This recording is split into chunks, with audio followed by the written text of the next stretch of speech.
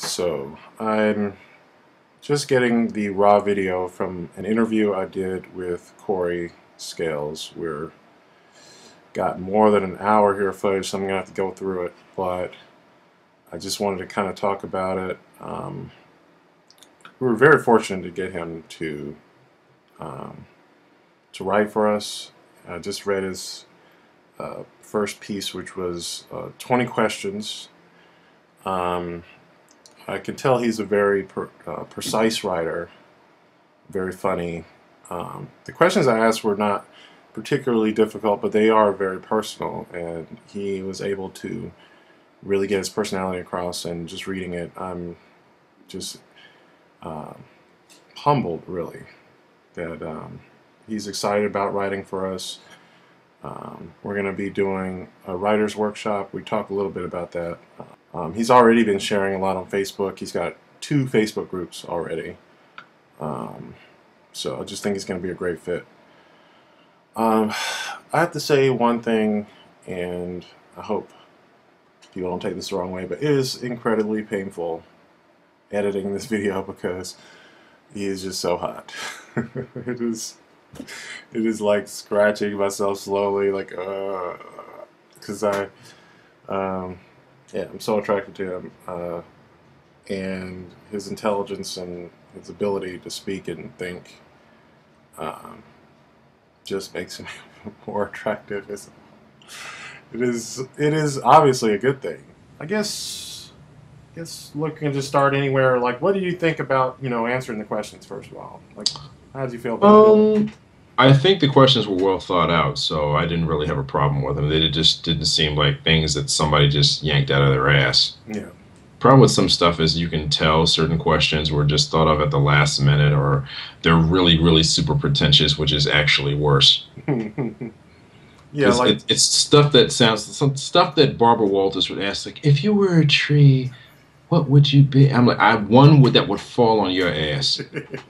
I really hate those questions, but no, these I didn't have a problem with. That was I can't exactly remember the context of it, but I know it came from this book called Snoop, which was the entertainment industry. I'm especially yeah, fascinated slash obsessed with, mainly right, because I'm a filmmaker, but also film, television, things like that. I have a deep, deep, deep fascination with. Music also is also pretty cool. okay, Fiction, okay, maybe even book reviews. It kind of, flows all over the place. okay. Yeah, because I noticed you have a group on Facebook, right? I have 2. Two. I Okay, have the I saw. Bijou, which is film group. Okay. Okay, and I had to really create it because the one that somebody had invited me to, called Movie Buffs. Yeah, I saw that one. Okay, well, somebody, I'm not naming names, came in a couple and started posting stuff about television. Right. Okay. Not that I'm necessarily a Nazi when it comes to that sort of thing, but Right. he kept doing it, and it's just like, this is Movie Buffs. Yeah. And it kept going on and on about it. Oh, and posting up stuff about the Real Housewives of. Oh wow. All right, That's not even television. here we go. He had one for television called The Glass Teat, and Mhm. I get that title from Harlan Ellison's book, Right. where Yeah. he basically, talked about television, Mhm. and that way there are 2 of them. So there's a medium for both. Right. And I really like them so far because people. I invited a lot of people that I thought that would really contribute some interesting viewpoints and stuff like that. And I don't want it to just be about me, not Right. even close. I mean, Right. I wanted to be a really nice forum, both of them Mhm. to go all over the across the spectrum. I think that would really be something good for Facebook, Mhm. and it's been great so. Also, I guess we could talk a little bit about the writers' workshop that we're gonna um, do. Sure.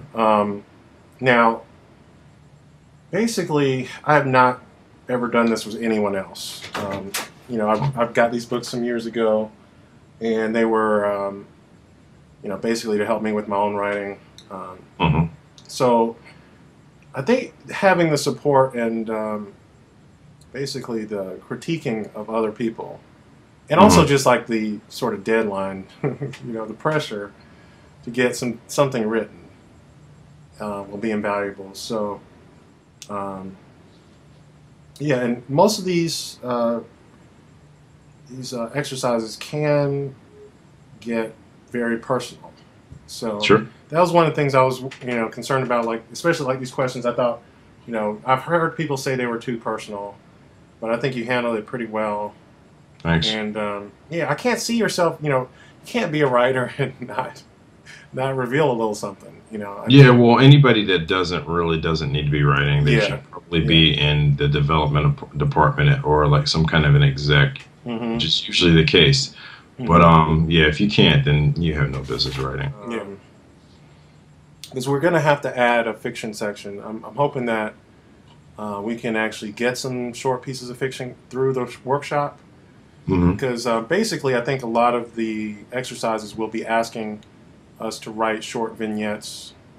Um, I don't remember specifically because I haven't actually looked at it yet, but um, I remember one of the exercises being, imagine an unrequited love, right? Hmm. And write a scenario in which this person reveals to you that they really did love you, Hmm. and then what would you do and say, and write a fictional narrative of this conversation, Right. or the interaction, Hmm. things like that. Really super personal. Okay. Like, obviously, for their privacy, you can change the details of who this person is. It is a fiction workshop, so you can fictionalize it. But working from your personal experience, your personal life, is where this book is coming from. Dredging up. Deftones is a. I hate the term new metal because Mm, it's just kind of like, you know, it's this thing that I think people, really make up on the fly and everything. They come up with something they can't quite, describe. But it's just they're originally from Sacramento. They've been around since the, I guess, like the mid '90s. okay. Interestingly enough, they were picked up by Maverick Records, Madonna's label, which I thought was interesting. Okay. And I give her serious credit for that. Okay. And basically, they are hard, abrasive rock, boarding sometimes. I don't quite know if, like I said, I would say metal necessarily, Okay. but it's hard to describe.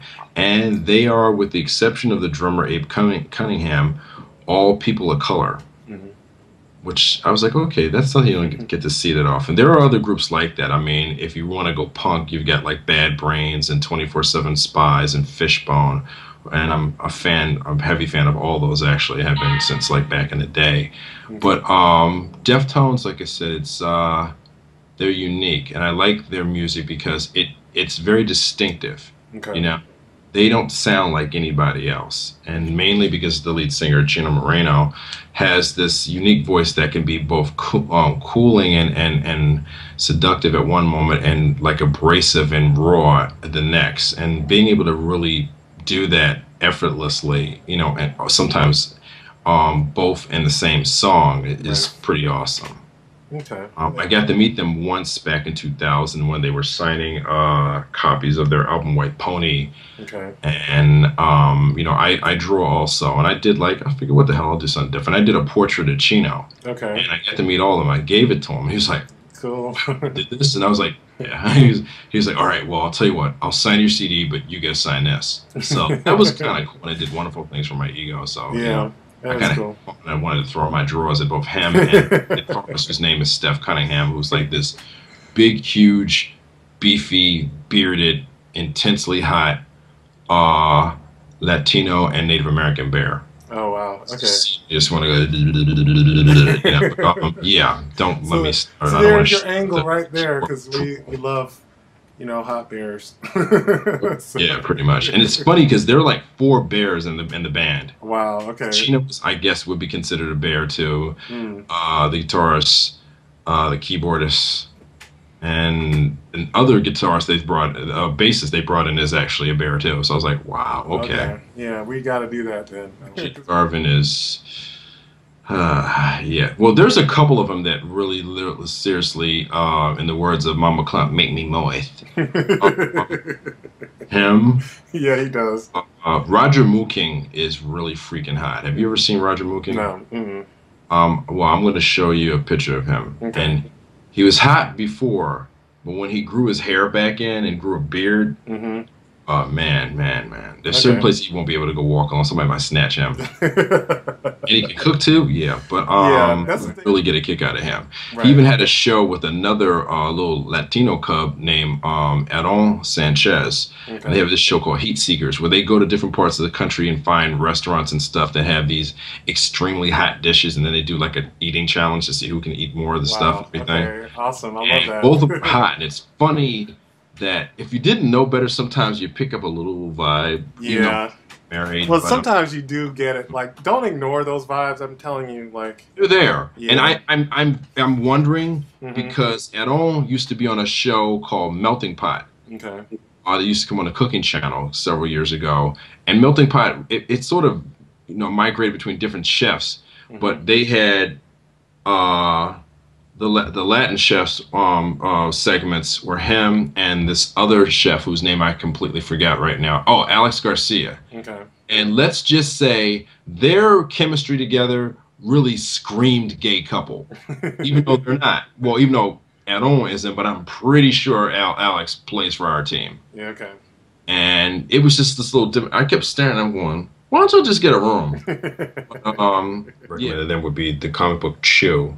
Okay. Chew is from Image Comics. It is hands down one of the wildest and most insane ideas I've ever heard. Basically, Special Agent Tony Chu is a member of the FBI, and this universe, due to bird flu virus, all poultry has been basically made illegal. Okay. So, it's a felony now. So they actually have to set up chicken speakeasies, for people to go and eat chicken. It sounds like a line Prices. from or a plot line from the Boondocks or something where Yeah, it's pretty crazy. This is Tony Chu is what you call a cybopath. He has the ability to taste or ingest anything and tell you psychically everything about it. Say, for instance, if somebody were to give him an apple, he could tell you who plucked the apple, where it grew, if the person who plucked it beats their wife, things like that. Mm.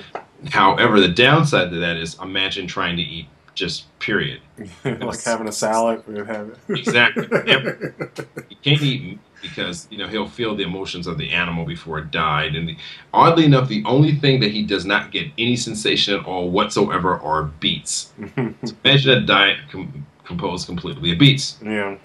Be interesting to watch him use a bathroom. But anyway, he and his partner decide one night to go to this chicken speakeasy undercover, Mhm. and they manage to get in. And they're have to order something on the menu, and Tony's like, oh god, because he's thinking, oh, what can I can't eat anything here. There's no beets and everything. He's like, Right. what have you got? And the guy's like, chicken. He's like, fuck it, well, I'll just get like soup. Mm. So they get the soup, and he takes one sip and looks up and at his partner and goes, get your gun. He goes, why? What happened? He goes, the chef who made this soup nicked his finger, and a drop of the blood got in the soup. The chef is a serial killer. He's killed 14 women. And then he starts naming them Wow. Yeah. because he's getting all that just from one drop of that blood they got in the soup, which is, Mhm. well, one, disgusting, but two, Yeah. go back there. The chef almost kills his partner, throws an axe in his head. Wow. Oddly enough, he survives. Tony tries to abduct this guy, and the guy blows his brains out rather than turn himself in. And Tony's like, "Oh no, you're not getting off that easily." And he starts biting into the dead guy to try to get the rest of the information. Right. They manage to close the case, but then people are like, "How the fuck did you know how to do that?" Right. And then he, reveals what he can do, and then he gets transferred to the FDA to specialize in crimes involving food. Okay. And then the story really starts to take up and takes really wild, absolutely insane turns that you couldn't possibly imagine. Okay. I love it because it's unsettling and it's really, really well written, and it's extremely funny and fucked up all at the same time. Okay. And also, apparently, Showtime is going to be turning this into a half-an-hour series. Cool. As long as they don't fuck it up, and as long as they don't try and whitewash it and make Tony Chu white, that's fine, because Tony Chu obviously is Asian. They would have to change the name of the show, Right. Yeah. That's true. and it wouldn't work.